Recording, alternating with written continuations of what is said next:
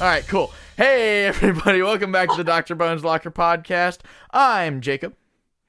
I'm Ben, and we got our special guest today. I'm Garrett. Sorry, I'm eating a pickle. This is the podcast where we take 5 minutes a day to review the daily webcomic by Jason Ball 34 titled A Pirate's Life. I think we have, is it 3 panels today? We got 3 panels today. I'll give them a read. You can read it. Yeah, we've got a 3-paneler. In the first panel, we've got the captain and Dexter. The first joke in this comic is we got a pirate's life preserver. And then the captain is saying to Dexter, and he says, when I say jump, I want you to say how high. And Dexter says, okay. The captain says jump, and Dexter jumps and says 2 feet. And then the next panel is also about jumping. We've got 2 ships, the Admiral Bush's and the captain's ship, and someone close to Admiral Bush, it looks like it might be the Jester, is saying, looks like the pirate crew has decided to jump ship, and the captain's ship is jumping over a small island. So can we get a Peter explains the joke from Mike Garrett, please? Well, I mean, as I analyze this joke, I kind of feel like this joke kind of it jumped the shark, if you will. You know, it's an older joke about, you know, trying to, you know, follow directions by somebody and, you know, be very insistent on them. It's very like in depth, if you will, and kind of like harks in on you know, a very dictatorship society where people are kind of forced to, you know, do what people say without question or objection. So it all kind of boils out of that subcontext into essentially obeying orders.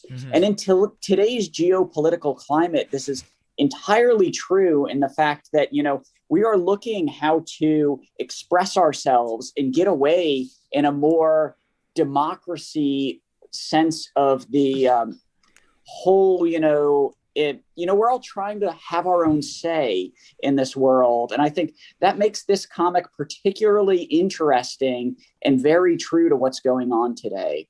What do you think?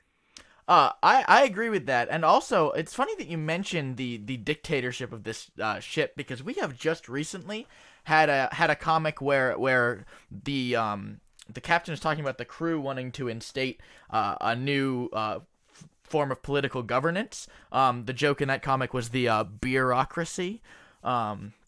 If our listeners do recall that. But I think you're right. This does speak to we actually talked about on that episode that it does speak to the dictatorship that this ship has.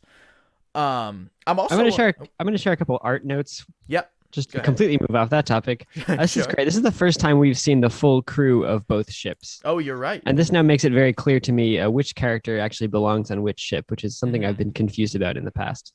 That's true.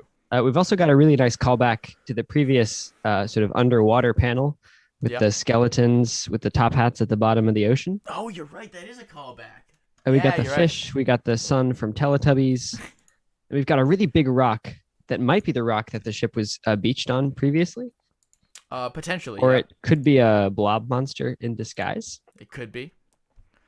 I'm wondering, Mike, what do you think this would take for a ship to jump like this? Like, what would you need? Obviously, they can't do it by nature, but what kind of mechanical or like explosive maneuvers do you think you could take?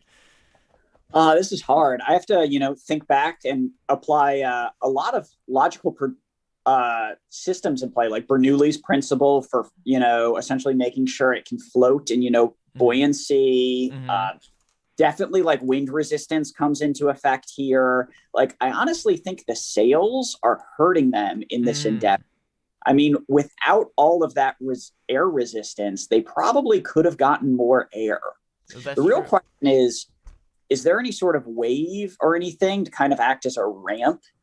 Like, if the seas looked very calm that day. That's true. You're right. If they had a big wave, they might be able to get over this island much more naturally, but it doesn't look particularly possible on this kind of day. We've got about 12 seconds left, so if I can get a rate from everybody, I'm going to give this comic. I actually liked all these jokes. I think this is going to be about an 8 for me. I'm going to give it an 8 as well for the callbacks to previous comic strips and for the jokes. And Mike? I'm going to say about a 7.5. Awesome. Well, thank you for joining us, everybody. Thank you for joining us, Mike, and have a great day. Bye-bye. Bye.